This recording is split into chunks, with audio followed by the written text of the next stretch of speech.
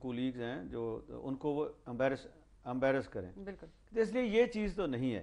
اچھا. وہ اس کو سائز ضرور چھوٹا کریں گے. یہ بریک کے بعد ہم بتاتے ہیں اپنے ویورز کو کہ کیا ایکسپیکٹڈ سائز ہوگا اور کون کون اس میں آ سکتے ہیں. ٹھیک ہے ناظرین، وقت تو ایک شارٹ بریک کا، ہمارے ساتھ رہیے گا.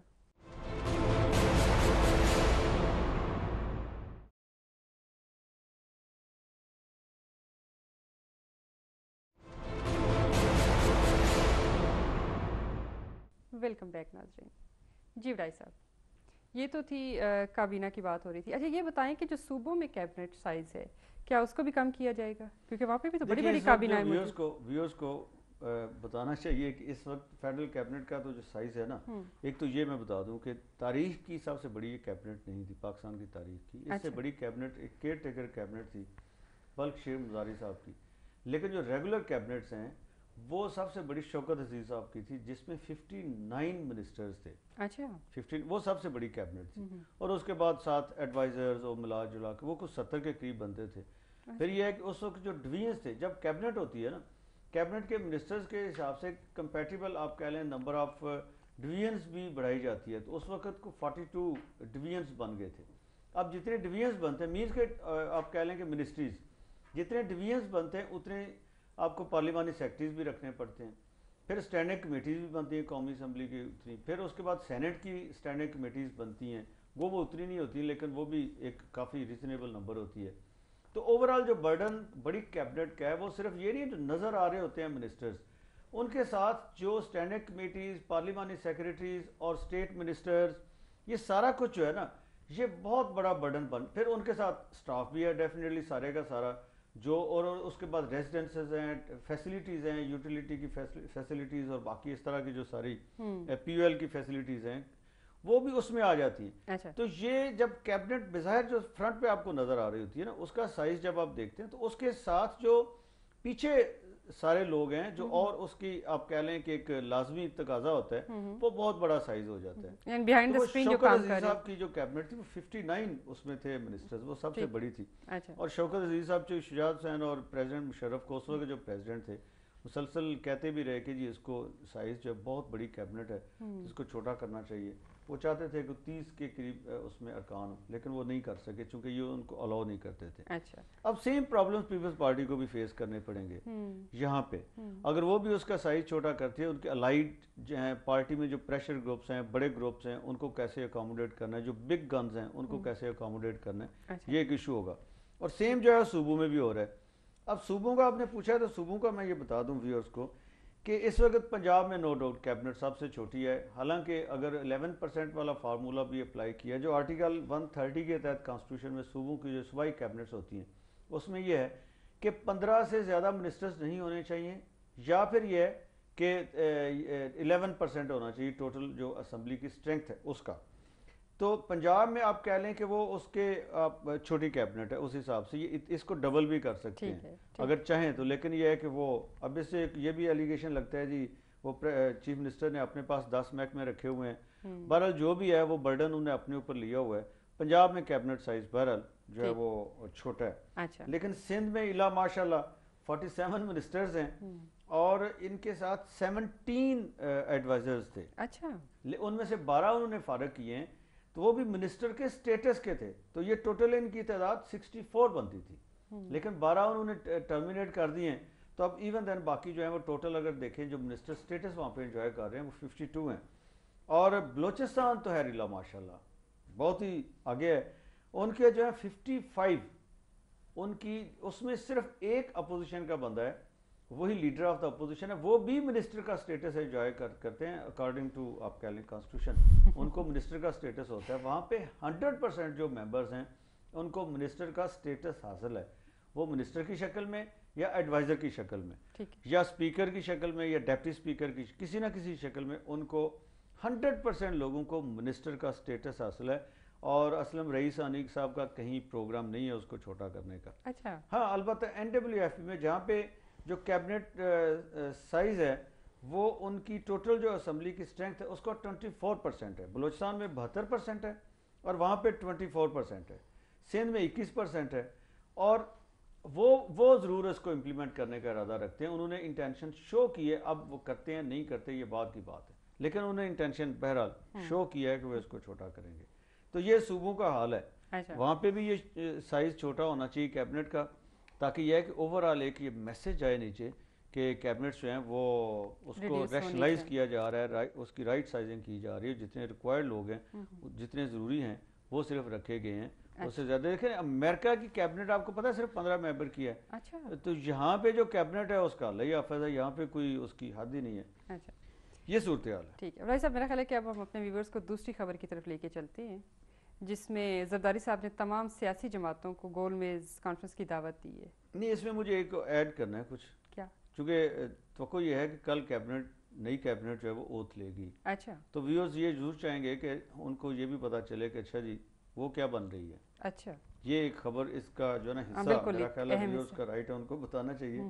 اس میں یہ ہے کہ ویورز جو اس وقت گپ شپ چل رہی ہے اس میں یہ ہے کہ یہ پہلی فیز میں پوری کیبنٹ نہیں بنے گی, یہ اس کو 2-3 فیزز میں بنایا جائے گا. اور جو پہلی فیز ہوگی وہ کم از کم اس میں 15 کہا جا رہا ہے جی منسٹرز ہوں گے, چاروں صوبوں کی نمائندگی ہونی ہے, اس میں فاٹا کی نمائندگی ہوگی اور پھر سینٹ اور قومی اسمبلی کی نمائندگی ہوگی. تو اس حساب سے جو ہے, اور جو بہت امپورٹنٹ پورٹ فولیوز ہیں وہ جیسے فارن افیئرز ہے, فائنانس ہے, اور اس طرح کے جو امپورٹنٹ ڈیفینس ہے, انٹیریئر ہے, اس کے تو لازمی منسٹرز آئیں گے نا.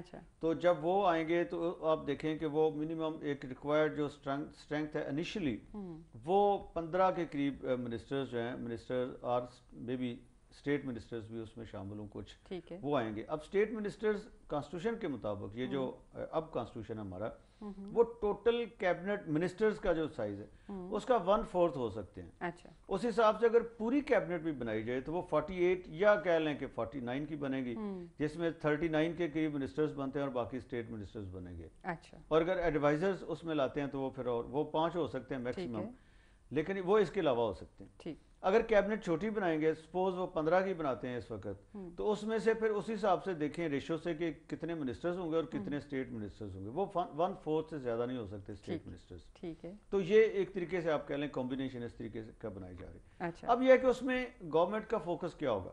اگر انہوں نے اپوزیشن سے لڑائی لڑنی ہے تو پھر تو ایسی کیبنٹ میں ایسے لوگوں کو لائیں گے جو تخت پنجاب کا شور, تخت لاہور کا شور مچائیں اور لڑائی اور سارا کچھ کریں. اگر انہیں مفاہمانہ پالیسی کو جاری رکھنا ہے تو پھر وہ اور طرح کی کیبنٹ آئے گی, یا ان کی جو منسٹریز ہیں وہ کچھ چینج ہو جائیں گی.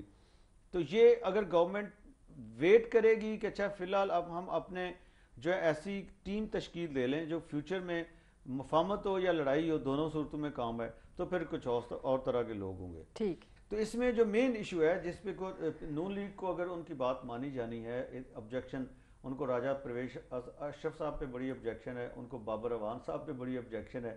وہ کہتے ہیں جی یہ جو ہے یہ لڑائی ڈالتے ہیں, اور ان پہ وہ ایک ہارس اسٹیل مل والے کیس کے اوپر کی وجہ سے بھی کچھ ایلیگیشن ہیں فیس کے.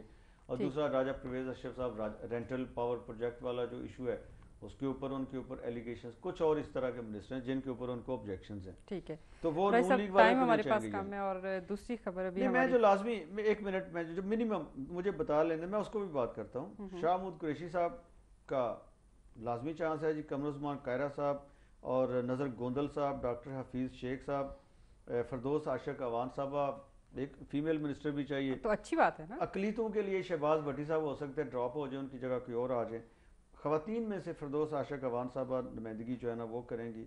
مولوی صاحب چونکہ ریلیجیس افیئرس کی منسٹری وہ ایک ایشو ہے, وہ ہے کوئی نہیں, تو کوئی اس میں نمائندگی علماء کی کیسی ہوگی. فضل الرحمان صاحب تو آنے کو تیار نہیں ہے, ایم کیو ایم بھی واپس آنے کو تیار نہیں ہے, اے این پی کا منسٹر اس میں شامل ہوگا, اور مے بی بلور صاحب بھی ہوں گے, اور ان کے ساتھ بابر اوان صاحب جو ہیں ان کا پورٹ فولیو میں بھی چینج کر دیا جائے. احمد مختار صاحب جو ہیں ان کا بھی پورٹ فولیو میں بھی چینج کر دیا جائے. پورٹ فولیوز ویسے قائرہ صاحب کا بھی میں بھی چینج ہو جائے. اچھا. رضا ربانی صاحب کا اس میں جو بڑا امپورٹنٹ نام ہوگا, اس سے کیبنٹ کی گورنمنٹ کی جو پالیسی ڈائریکشن اس کا پتہ چلے گا کہ وہ کریڈیبل لوگوں کو اور ایسے لوگوں کو جو مفاہمت کی طرف جانا چاہتے ہیں ان کو لے کے آئے گی, یا ایسے لوگوں کو لے کے آتی ہے. مینس کے جو لا منسٹری ہے اس کا ہو سکتا ہے کہ چینج ہو جائیں, بابر اوان صاحب کی جگہ یہ آ جائیں. اگر یہ نہیں آتے یا نہیں لائے جاتے تو پھر کیبنٹ جو ڈائریکشن ہے, پالیسی ڈائریکشن پولیٹیکلی, وہ پھر کچھ ڈیفرنٹ ہوگی. تو یہ لوگ ہیں جن کے بارے میں یہ کہا جا رہا ہے کہ یہ لازمی آئیں گے. نوید قمر صاحب کے بارے میں مخدوم امین فہیم, وہ تھوڑا سا آپ کہہ لیں کہ ڈسٹ, یہ کہا جا رہا ہے جی کہ ہو سکتا ہے نہ آئیں. ٹھیک ہے. امتیاز صفدر وڑیچ اور تسنیم قریشی یہ ان کے بارے میں کہا جا رہا ہے کہ یہ اس میں ضرور آئیں گے. اچھا باقی جو لوگ ہیں ان کے بارے میں ابھی معاملات جو ہیں وہ ڈیسائیڈ ہونے ہیں یا چل رہے ہیں. یہ ٹھیک.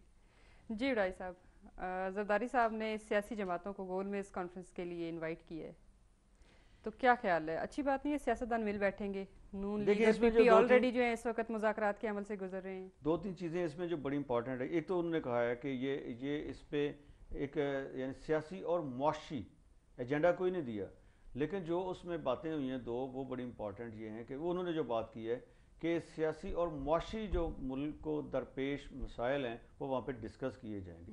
لیکن یہ کہا جا رہا ہے کہ ایک تیسرا ایشو بھی ہوگا، ریمنڈ ڈیوس والا وہاں پہ ہوگا، چونکہ اس وقت اس ایشو کو اس طریقے سے ہائی لائٹ کر دیا گیا کہ گورنمنٹ آپ کہہ لیں کہ انکیپیسیٹیٹڈ ہے، اس پہ کوئی فیصلہ کرنے میں بالکل وہ فارغ ہو گئی ہے. اس کو سمجھ نہیں آ رہی کہ ہم امریکہ کو راضی کریں انٹرنیشنل، یا پھر یہ ہے کہ ڈومیسٹک جو اس کے اوپر ایشو بنا ہوا ہے، جو اپوزیشن ہے، ہوسٹیلیٹی ہے، اس کو ہم کنٹرول کیسے کریں گے. تو یہ اس کے درمیان میں چونکہ گورنمنٹ پھنسی ہوئی ہے. اور دیکھیں صدف اس میں ایشو یہ ہوتا ہے کہ جو ہماری پالیٹکس ہمارے ملک کی جس طریقے سے ہوتی ہے، اپوزیشن جماعتوں نے ہمیشہ کوشش کی ہے ایٹ لیسٹ 80s 90s اور یہ جو 30 سال میں یہ ایک نیا ٹرینڈ ڈیولپ ہوا کہ جو اپوزیشن وہ کوشش کرتی رہی ہے کہ انٹرنیشنل سپورٹ نہ ملے گورنمنٹس کو، اور گورنمنٹ کو اس طریقے سے ٹریپ کیا جائے ایسی سچویشن میں کہ انٹرنیشنلی ان کو امبیرسمنٹ ہو. چونکہ جو بڑی طاقتیں ہیں ان کو پاکستان میں ایسے رولرز چاہیے، ایک ریئلٹی ہے جو ان کو ڈیلیور کر سکیں، اور ون مین شو ہمیشہ وہ چاہتے ہیں، الیکٹڈ گورنمنٹ ہو یا ملٹری گورنمنٹ ہو. تو اگر اس گورنمنٹ کے ون مین جو ہیں وہ زرداری صاحب ہیں، تو زرداری صاحب کے بارے میں یہ اسٹیبلش انٹرنیشنل لیول پہ کرنا کہ وہ ڈیلیور نہیں کر سکتے، تو اس میں ایک یہ بڑا ریمنڈ ڈیوس والا ایشو بھی، آر جی ایس ٹی بھی وہ امبیرس ہو چکے ہیں. اس سے پہلے چیف جسٹس والے ایشو کے اوپر بھی وہ امبیرس ہوئے کیونکہ انٹرنیشنل کمیونٹی کا وہ نہیں چاہتی تھی. پھر پیٹرول پرائسز جب بڑھائیں اس پہ بھی امبیرس ہوئے کہ وہ ڈیلیور نہیں کر سکتے یا اپنی بات ملک میں منوا نہیں سکتے، وہ کیپیسٹی ان میں نہیں ہے. تو اب اس ایشو کے اوپر بھی اگر وہ یہ اسٹیبلش ہو جاتا ہے کہ وہ ڈیلیور نہیں کر سکتے، مینز کہ جو کہا جا رہا ہے اگر ڈپلومیٹک سٹیٹس اس کا مان لیا جاتا ہے اور اس کو رہا کیا جاتا ہے، تو پھر زرداری صاحب جو ڈومیسٹک ہوسٹیلیٹی ہے اس کو کیسے فیس کریں گے. اس سے ڈرتے ہوئے وہ اگر انٹرنیشنلی وہ امریکہ کو جو امریکہ کہہ رہا ہے وہ نہیں مانیں گے، تو یہ اسٹیبلش ہوگا کہ وہ اپنی بات اپنے ملک کے اندر ان کا عوام کے اوپر اور جو ادارے ہیں ان کے اوپر کنٹرول لیول وہ نہیں ہے کہ وہ ڈیلیور کر سکیں. تو ایک طرح سے آپ کہہ لیں جو میچ ہے وہ اس کے اوپر ہے. باقی جو سیاسی ایشوز اور معاشی ایشوز وہ بھی اسی سے ریلیٹڈ ہیں کہ انٹرنیشنلی گورنمنٹ کو ٹریپ کر کے کیسے امبیرس کرنا ہے کہ وہ اسٹیبلش ہو کہ وہ ڈیلیور نہیں کر سکتی. میرا خیال ہے زیادہ ڈائریکشن گول میز کانفرنس میں پارٹیسپیشن کی یا نان پارٹیسپیشن کی، اس کے پیچھے یہ ریزنز ہوں گے. ٹھیک، بہت شکریہ وڈائی صاحب. جی ناظرین، آج کے پروگرام کا وقت یہاں پر ختم ہو رہا ہے. صدف ملک اور امجد وائج کو اجازت دیجیے. اللہ حافظ.